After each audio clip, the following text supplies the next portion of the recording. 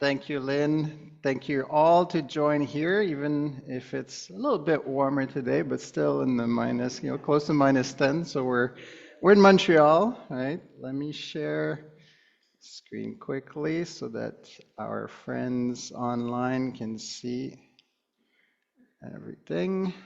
There we go. So today's talk, first I'll start with the obvious. I'm not a robot. I'm sure you've been asked many times to feed data to a robot that you are yourself not a robot.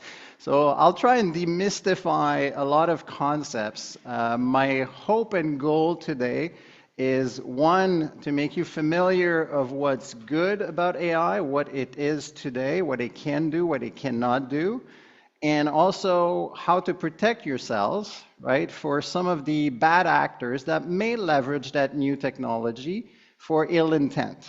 Okay, so I think if we achieve that goal together, hopefully that's a big win for all of you and for us. The rule of the day will be whenever you're faced with what you think is an AI response to whatever actions you'll take. We'll see a bunch of examples today. Pause. Pause. Don't act right away. Pause. AI will ask you, will be in a hurry to get you to do something in a hurry, right?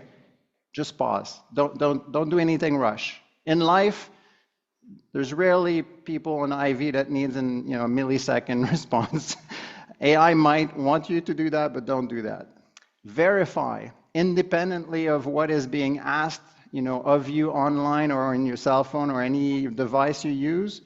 Verify the source, okay? And then separately, if you're not sure after your own verification, ask a human being, a friend, a family member, or somebody else, a human, not a robot, another human to verify that you're correct before you click, before you respond, before you get in trouble, okay? So that's essentially the start. Now, today's talk I've covered into four main sections. First, what AI is to level set, right? So we have the same common understanding of what it is today. Very powerful technology, and it's accelerated over the last 3 years. I'll show you why and how, but it's phenomenally good as a technology. But again, humans remain the bad actors in this. And I'll repeat this, AI today, right, is not a self-learning agent, okay? Today, there is no human 2.0 like sentient being moving around the web. That does not exist today, and we're still very far away technologically from this from happening, okay? And we have Yoshua Bengio that started an amazing nonprofit organization, a father of AI in Montreal that is working with a whole crew of amazing PhDs to prevent that from ever happening, at least to the extent they can prevent it. But today, AI tech is powerful and can be powerfully good or bad depending on the human behind the wheel. Okay, so the human and the bad actors are still human beings. Now it's amplified because technology, as you'll see today in the examples, is very powerful, right? So it can deceive us very quickly, very rapidly. So that's the only big caveat there. But AI in general, as a technology, and I will repeat this many times, is a good thing. Technology can be great, right? And I will put this in an analogy, in a context, and maybe I'm going to get myself in trouble, but you can think of in healthcare, right? When you go and get some scans, we have some nuclear components, right? Technology around nuclear that is being used for detecting illnesses, right? So great use of nuclear energy and nuclear technology. In the same way, of course, there's the bomb, right? AI is in the same context, right? Not physically the same damage, but in the same power in terms of what it can do good and potentially bad. Okay, so that's why we have, I think, this talk today. Then I'll show a little bit of what it can do in 2026 with the latest technology, a bunch of examples, where it fails, right? Where it's not good today, right? Where we know PhDs and doctorate people, students and researchers are working on moving the needle. I'll show you some example. And then finally, the last motion, how to stay safe from all of this, right? Use it for its good and avoid the bad, right? That's, I think, what we want to do. So, AI is actually used by all of you already. Whether you know it or not, you are using it. All your emails, the spam filters, are all AI-driven today. There is no software out there that's not using AI to filter out spam, right? It may be good or bad or good to great, depending on which system you use, but it's definitely there. Maps, I'm sure you've used at some point a Google map, whether online or on your cell phone. It's fully driven by AI systems. All the logistics of when a car stops and there's an accident, almost immediately in real time, the map will readjust itself and will reroute the other drivers around to avoid these obstacles. That's all AI driven. Photo search. If you search online, at least on your private repository of pictures for a family member, a specific name, a specific event, or you go online on Google and search for images of Paris, or all of the images are filtered by an AI agent behind the scene, okay, very rapidly for you. That's all AI driven.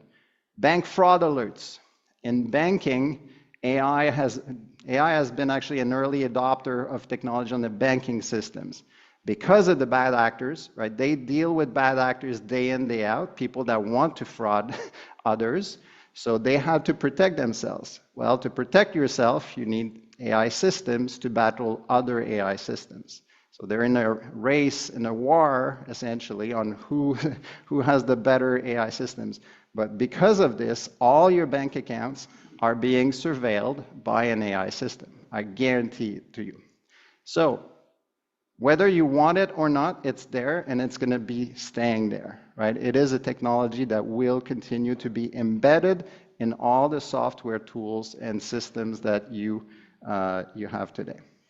Now, one of the things that is quite new or recent is AI can now generate, for the last 3 years, and we've seen it with all the ChatGPT and the chat bots that have been spun up, it generates more and more realistic text. But not just text, images, videos, and sound. And I'll show you examples later, and you'll be hard-pressed to tell me which of the image on the screen is a deepfake, right? An image created fully by an AI system versus a real image. And you'll see 2 examples. It's very difficult. There are minute details in the picture. If you squint, you might see some of the details. But we're at that level now where we can easily deceive anyone who's going to listen to your voice, right? Or your grandkid's voice that's calling you. It's not your grandkid calling you, right? If he's in a hurry and asking you for $1,000 and don't tell mom and dad, hang up. And call your grandkid, right, to make sure he's not in trouble, right? But on your contact list in your cell phone, not by redialing the number that called you, okay? So those are things we'll check later. Now, what changed in the recent, let's say, 2-3 years? Couple of things. One, a lot of large companies in AI have open sourced their software, meaning it's free to use. I'm going to call it free to use because it's still getting monetized in different ways, and I'll show you how, but it's free to use, so it's cheap, right? And the idea for those tech companies is for you to use more and more of their services, whether it's Meta or Facebook, well, Meta is Facebook, Google or other systems, Microsoft Copilot, whatever it is. All of these systems, right, most of them have a free option. We'll discuss that it's not quite free, because in exchange for free, they take your data, okay? So to them, data is more valuable than whatever you would pay right, for not giving your data. So we'll get to that. Personally, myself, I pay for services so that I don't have to give out my data. It's a choice, it's a personal choice. You decide how you want. I mean, there's still free tools that I will use from time to time, but I'm very careful which and how I use them. It's very easy, right? Now in natural plain language, you can ask a chatbot to answer very detailed questions. And actually not just very detailed questions. I will let you in on a big secret that I had planned to give out at the end of the presentation. 99% of the PowerPoint slides that you're seeing today have been created by my AI agent. It took 17 minutes. I gave it what topics I wanted to discuss today, who my audience was, where I would be, how long I wanted to talk, right? And it fully went on, and it's an enterprise account, so it's a private account. I pay for it, so there's nothing that would be, leaking out in terms of my data or the data that I put in. And it created a beautiful, hopefully you'll see, a beautiful slide deck that I a little bit edited. The 2% is me editing a few things. But by and large, and it checked that all the images and things that I used are open source, free to use, okay to use, copyrights are checked, validated, right? So I have a sequence of things. We're at that point now, right? Where we can create this just by me, 5 minutes. I mean, it took me more than 5 minutes because I prepared also for it. But in the end, the core content was generated automatically for me in 17 minutes. More realistic, the last bit here, which is important, more and more data is being used and trained on every day. Because guess what? Every month, roughly speaking, we produce more data than the last 6 months, every month. That is the reality. This is a fact, right, of data. So the data accumulation is significant. What that means is, you'll see later when I describe what AI is, it means that AI models are learning from more and more data, and they become better and better and better. Okay?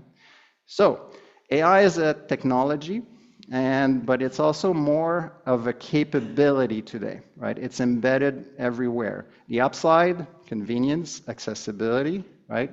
And it helps us be more efficient and focus on the things we want to focus on.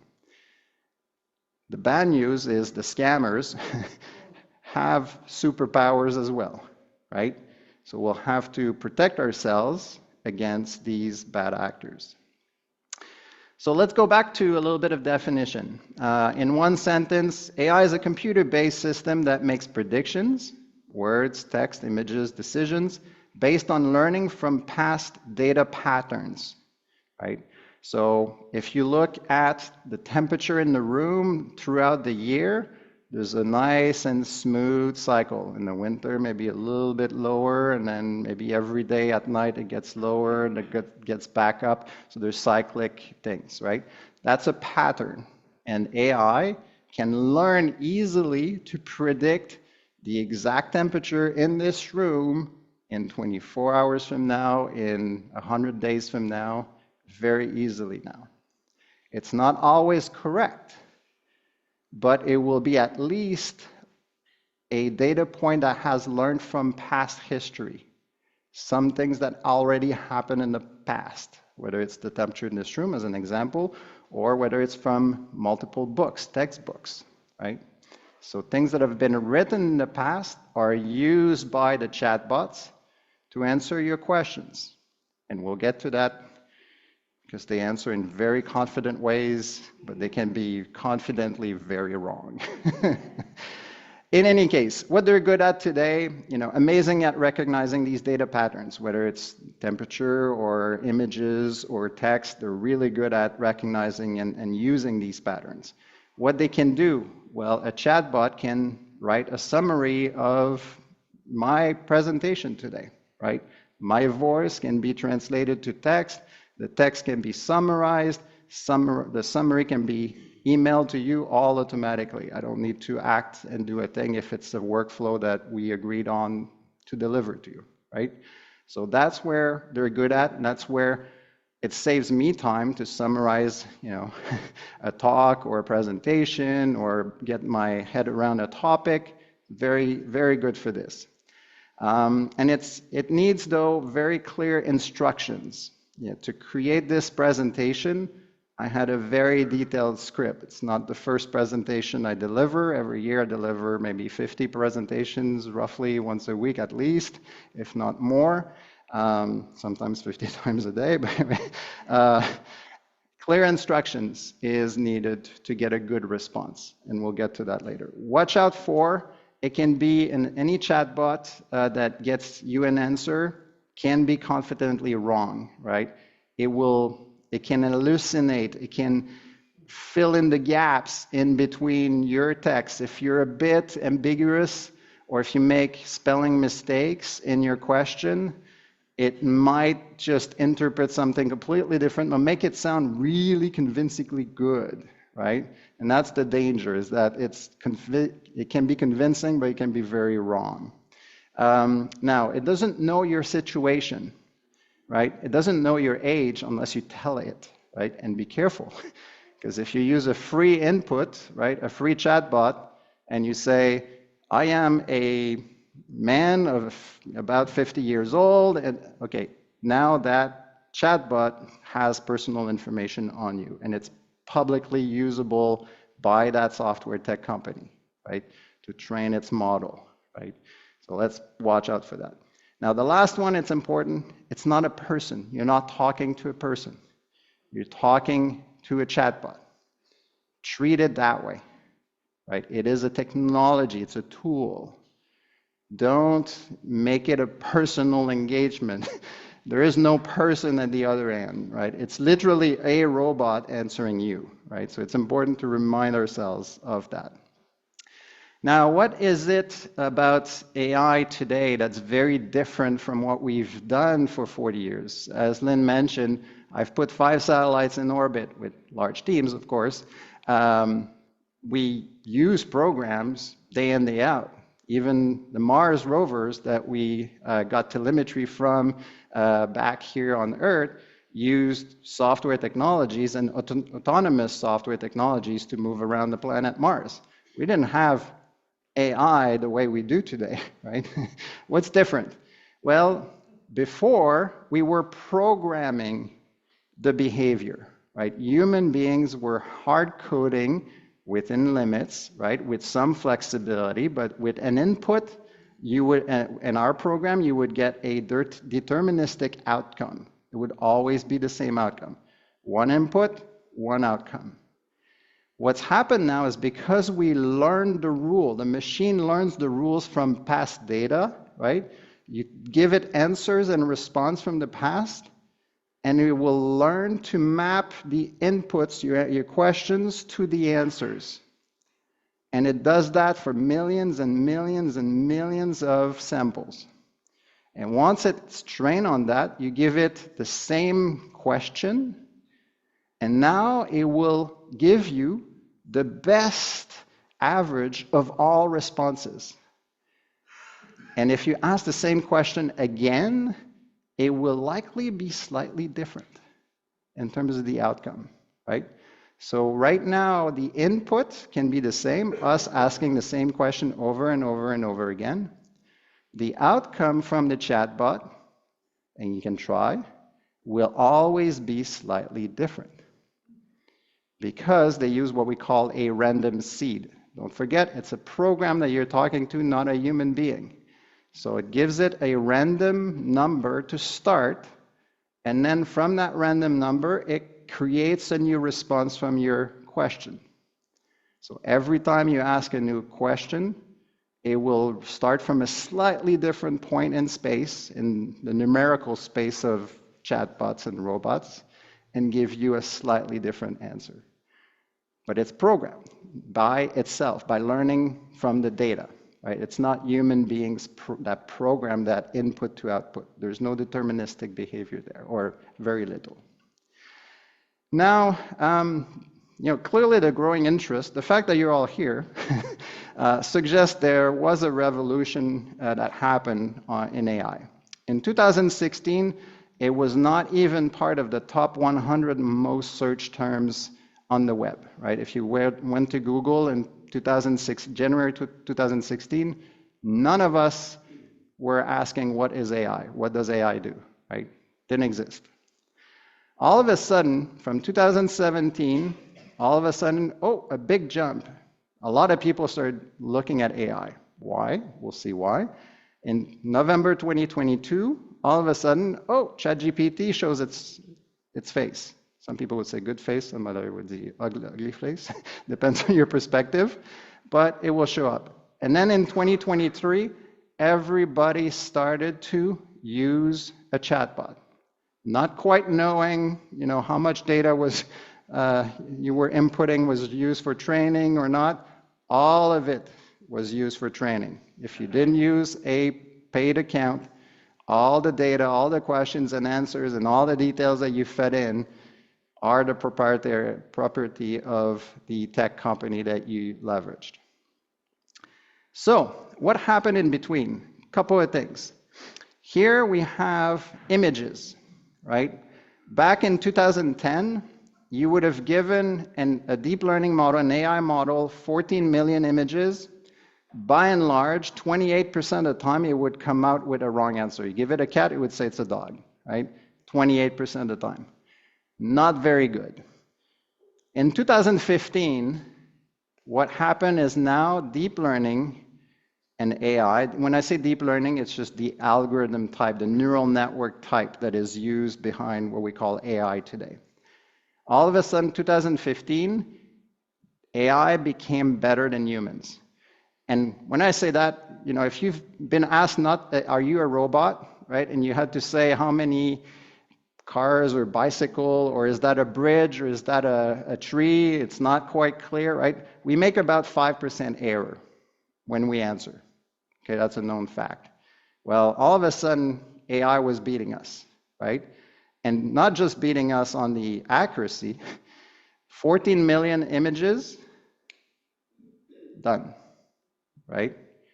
For us, it would take all of us 100 years each to get through the 14 million images. So clearly, visually, AI was getting better. For text, we go back quite a long way, but let's say we fast track to 2010, we were also about 20% error rate. So if we were asking the equivalent of what became eventually a chatbot, but the pre-chat era in 2010, before ChatGPT, natural language processing would give you about 1 out of 5 words wrong, right, in a sentence. Not quite good, right? The answers wouldn't be very good.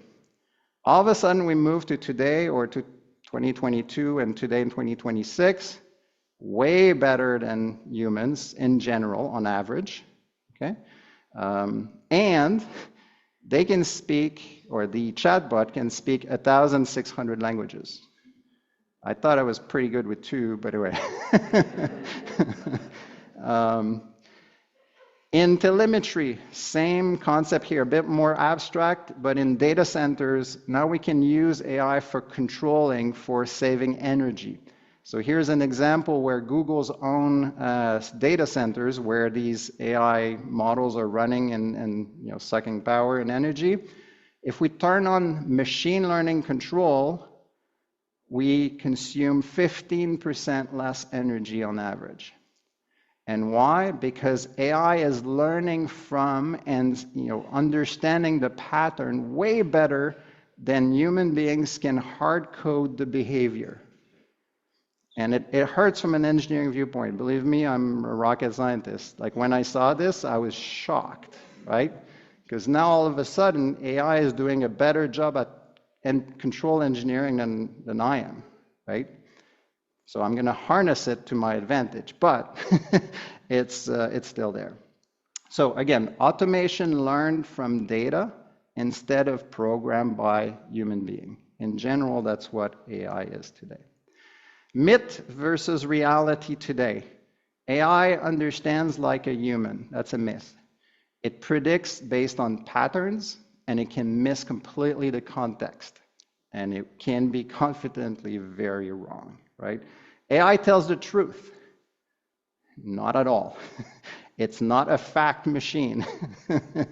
It will give you the most plausible answer to your question. And plausible is important to understand here. Plausible does not mean truth, does not mean fact-based. It means the closest answer it can find in its wealth of data patterns to your question. But it's not necessarily a fact at all. AI is neutral. No, it's not.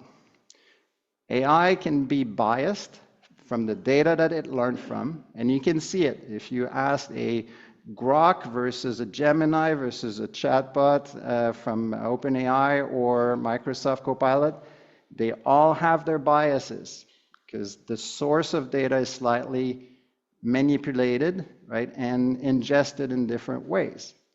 So it reflects biases in the data, but it also reflects biases in you. The way you ask the question will bias the answer. You may not realize that you have biases, but they show up in your question. Trust me, I tried different biases and it's true. Again, it sounds confident and correct. Confidence does not equal accuracy, right? It's not the same. So how can we help you? Well, in your input, don't just ask a question. Ask your question, but give it context as much as you can. If it takes, a paragraph to describe your current situation, right? It's better for the AI, the chatbot, to have more context than less associated with your question. If you can give it examples of what you're looking for, even better. If you can put it constraint.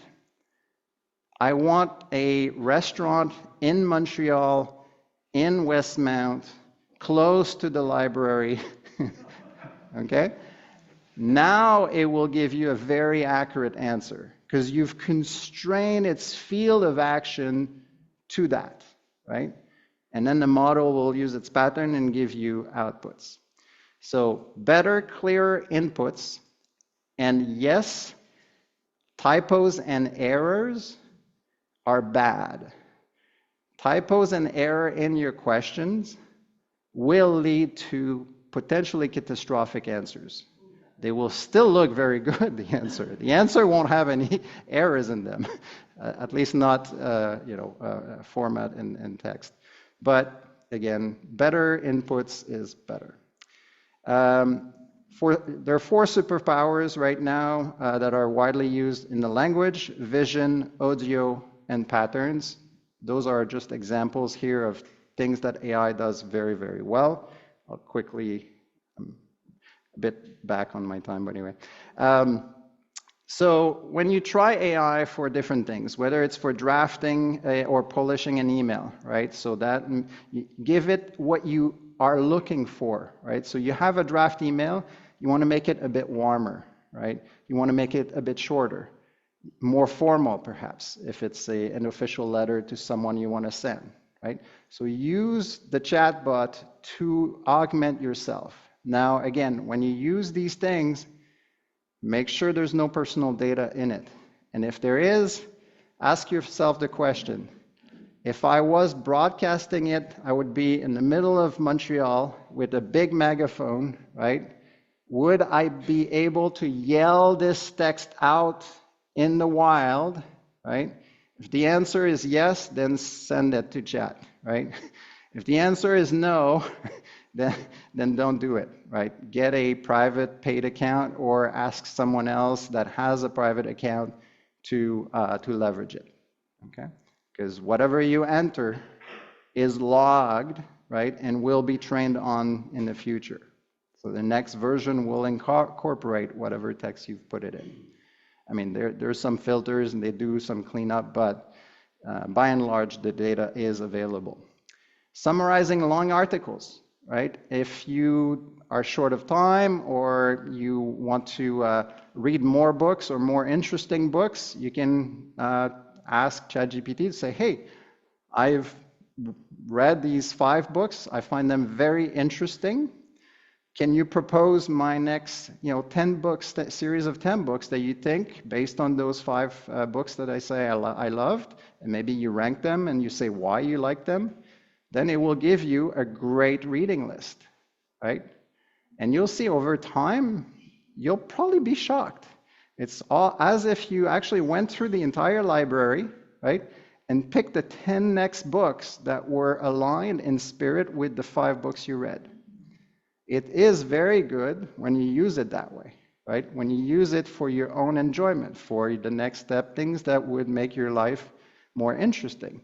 And you'll discover new books that are fantastic thanks to it, right? It's, of course, if you can recommend each other some books, that's even better as humans. But sometimes it's also fun to try new things. Planning a trip, right? You may have never been to Madrid, right? But millions of others have. And the data is available, right? And so if you're planning a trip, perhaps don't give the dates, right? Because that could be linked back to you. And again, remember, they might be bad actors, right? So if you're going to go abroad for 2 weeks, you may not want to say where you live and what dates you're going to be away. So those are, tools that can be fun to use. And a little pro tip here at the bottom: ask for options, right? You're going to Madrid for 10 days. Give me the 3 or 4 best itineraries and schedule that you can create. It will give you 4 amazing options, and then you can look and say, oh, option 1 and option 2, I like those 2. Can you, merge them together into a new package? So it's very good at iterating based on your feedback and inputs. Don't ask for just one. Ask for many. It's the same price in there. Again, in health, the one thing that's important for all of you, it's definitely not a replacement for doctor, okay? So don't use it to say, what kind of medicine should I take, or no, do not do this, right? It will give you a very convincing answer, but it can be terribly wrong, right? And that has terrible consequences. So don't use it for this. But you can ask it to prepare a list of questions you want to ask your doctor. That's a good use, right? What additional questions should I be asking my doctor if I feel this way, right? That would be good. Good use of coming up with a list of questions that then the doctor will answer, a real human doctor. So again, to prepare for an appointment, that's great. For navigation, getting some clearer direction within a hospital even. You'd be surprised, some of the floor plans of the hospitals have been uploaded. So it can tell you exactly how to move up a complex hospital environment. AI can be used as a personal tutor, right? So if you want to learn on a new subject, right, you can ask it for some examples, some course links, some different sources of information for learning a new, coding language, if it's me as an engineer, a new way to deal with your plants in the spring, whatever it is. Right? Those are great use of AI, because guess what? Millions and millions of others have left breadcrumbs of how to do it better than you, I'm sure, right? And you essentially have the collective, hundreds of millions of people that left breadcrumbs for one AI agent to learn from. So leverage it for good. Right? It can enhance your, I'm sure a lot of you have great green thumbs, but it might help you be even better, right? So, great way. AI can be helpful and wrong. We talked about this. Hallucinations are a big term in AI. What are they? It's essentially generating plausible nonsense. I'll give you an example, right? At some point, I asked, I wanted to plan a trip to France and asked, various questions. And at some point, I asked a different question. I was talking about another trip to go to see my parents, in north of Montreal. And all of a sudden, it got so confused that it was telling me that I should take a plane from Trudeau to Mirabel.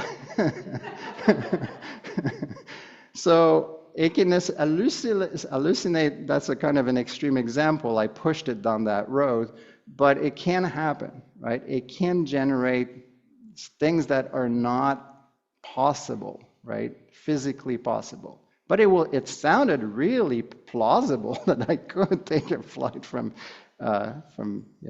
Pierre Trudeau to Mirabel. Outdated info. That's less and less true, but models are typically trained roughly every 6 months. So the last 6 months of information is not necessarily present in the wealth of knowledge of chatbots.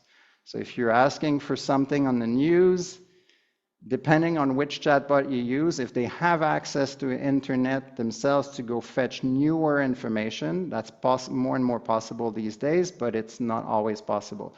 So don't be surprised if some of the data and info that is coming back with is a little bit outdated. Privacy, again, if free, assume that anything and everything you type will be recorded. You have to assume that. Overconfidence. And the reason I mention it again and again on the overconfidence side is because after a while you forget that you're talking to a chatbot and a robot. And it feels so confident. You're going to put salt in your cake, and you're not going to even realize that you've put like a ton of salt. That didn't make any sense, right? But overall in the recipe, it didn't look like that off, right? It was terrible. So again, very, very difficult to predict, but there is a confidence level in the answer that you can be fooled by. And hidden assumptions, again, in between what you say and what you write as questions, be more specific. Give more constraints, more context, and you'll get a better answer. The dangers, we're getting to the last portion here. Voice cloning, very easy. I've given so many talks online. I can create an easy clone of my voice, and I'm pretty sure my wife, Deborah, who's in the audience today, would not recognize that it's not me on the phone. I can almost guarantee that. She might recognize a little bit because of the way I speak. Of course, we've been married 25 years, but at some point, it's probably, if it's a short conversation, she might not realize. One thing to go against that, with your human family circle, close circle, pick a keyword. A keyword that only you as a family unit know, that will identify yourselves, right? AI will not know this. So if you say, what's the keyword, right? It will come up with a random word. So that's an easy way to defend yourself against voice cloning. Just give yourselves, between your friends, close friends, or family, one keyword. Easy, right? It's an easy way out.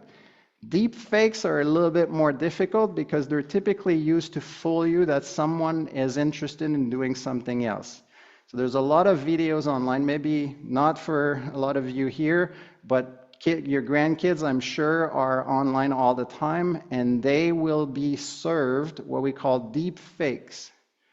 So our Prime Minister Carney would be there and saying stupid things to your grandkids, and they won't realize that it cannot possibly be Minister Carney, right? Prime Minister Carney. Difficult to, other than validating the source, checking a second link, go to CBC, go to, proper links. It's difficult to protect yourselves against this. But just knowing about the reality of it existing. And I tell you, you could see me on the screen and it won't be me if it's foul language or, but I'm sure if I surfed in the dark web today, I'm pretty sure I would find things of that nature, right? Hyper-personal scams, because we have not perhaps been very good at saving our private information, especially there's a younger perhaps audience not here today, but that would probably be in a difficult position down the road. The scams are becoming more and more personal. They know who you live with, who your friends are, the pictures of your friends. They can serve you similar sentences as the kinds of language that your friends might be. So there's a hyper-personal scamming things that are happening here. Again, if it's asking you to react quickly, hang up. Pause, right? Verify, ask a friend. That's simple habits. So again, simple example here of a common script. Hi, it's me, I'm in trouble, I need money right now, please don't tell mom and dad, I'll explain later, right? Anything along those lines, hang up. Don't dial back that number, go in your contact list, right, and phone that person that was calling you, but from your contact list. And 99.99999% of the time, they'll be like, no, that was not me, forget about it. Okay. So anything about urgency, secrecy, and money, hang up. And tell all your friends to hang up. It's important because a lot of people are being scammed today. And nothing to be ashamed of. It's a technology that's getting really, really good, right? We just need to be hyper aware of these things happening, right? Okay, so we come to the fun part. I'll ask you to raise the right hand if you think your right picture is a deepfake, or the left hand if you think the left picture is a deepfake. And I promise it's not a trick question. It's one of the two that's a real picture, and the other one that it's a deepfake picture. So right or left? Everyone needs to vote. Right hand for right picture? Yeah, right hand for right picture, left hand for the left picture. And it's for the one that we think is real? No, fake.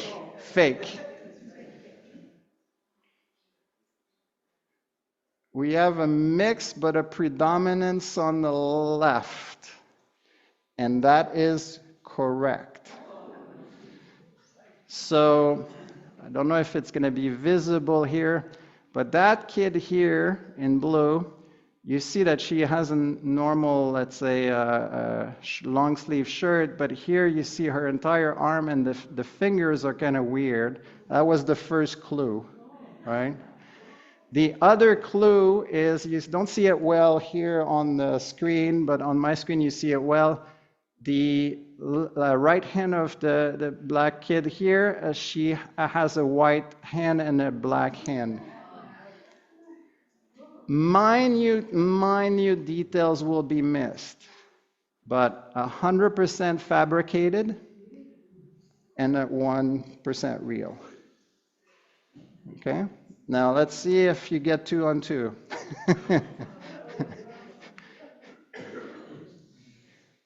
Which of the two pictures is fake? Again, right hand for the right picture is fake, left hand for left picture is fake.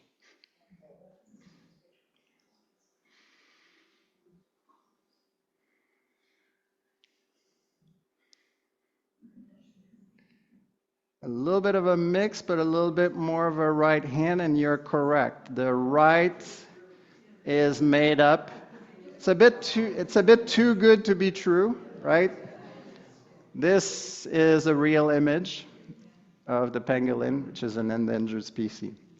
But again, you can see how we can be easily fooled, right? That's the point I was trying to make here.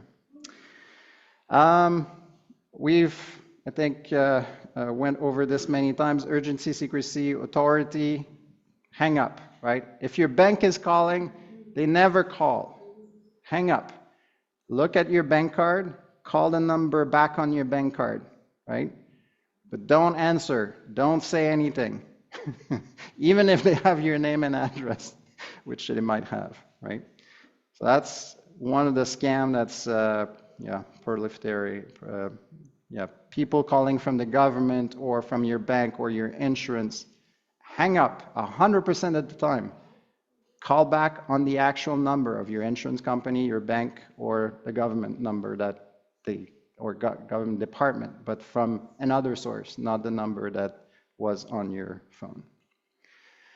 So those three things I think we've learned today: pause, verify, ask. Very good to stay out of trouble. And a code word, I think, is the easiest way from a human being to protect ourselves. One code word that you only share with and turn off your cell phone and stay away from any electronics when you share that code word together, right? And once you've used the code word, change the code word. Okay? So those are the two things. One, when you choose a code word, stay away from electronics. And two, if you ever have to use it between two individuals, once it's used, it's burnt. You use a new one. So to reduce the risk online, there's many things. I left it there. Just these are cybersecurity rules. So if you can, there's many password manager that you can use that will remember all your passwords for you. So you only have to remember one master password to make it complicated, but you only have to remember one. I used Keeper, but any software that you want to use that is vetted, you can go online. There's many cybersecurity.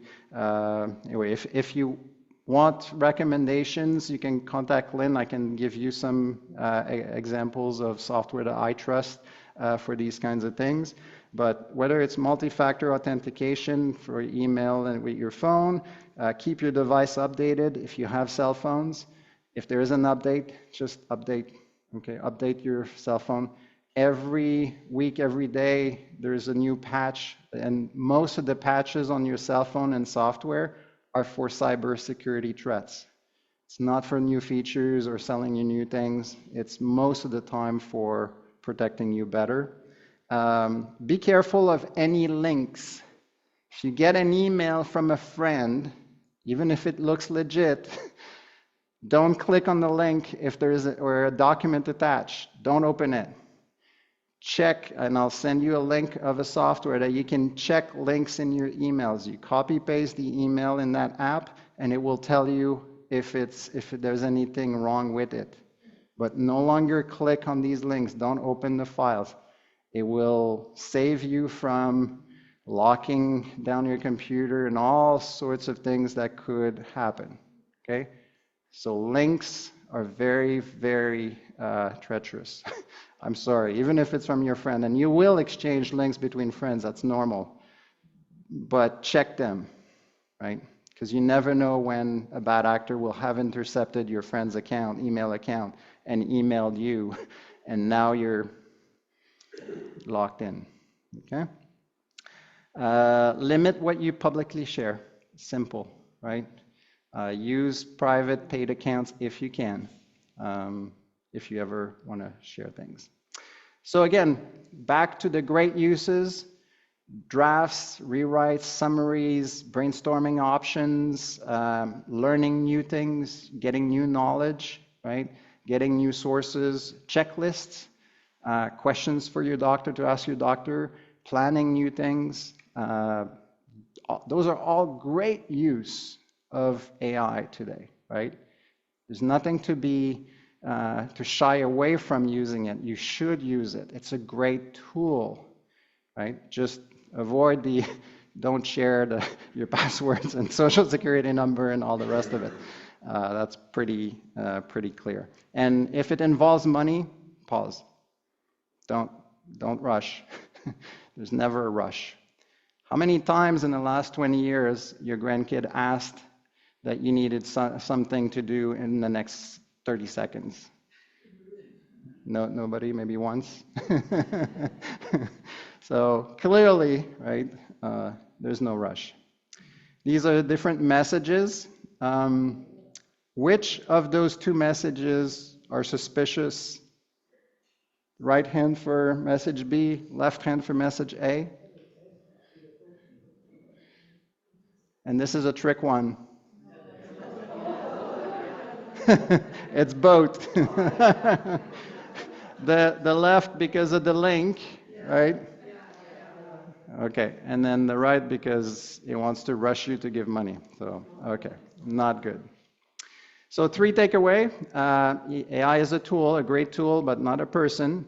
Use it for enhancing yourselves and enjoying, new knowledge, new things. Again, a reminder that it can be very convincing, but not true. Pause, verify, ask to save yourself any trouble with AI, to use the good things of AI without suffering the bad things of AI from bad actors. We're at the Q&A portion. Lynn, I don't know if we have much time for that, but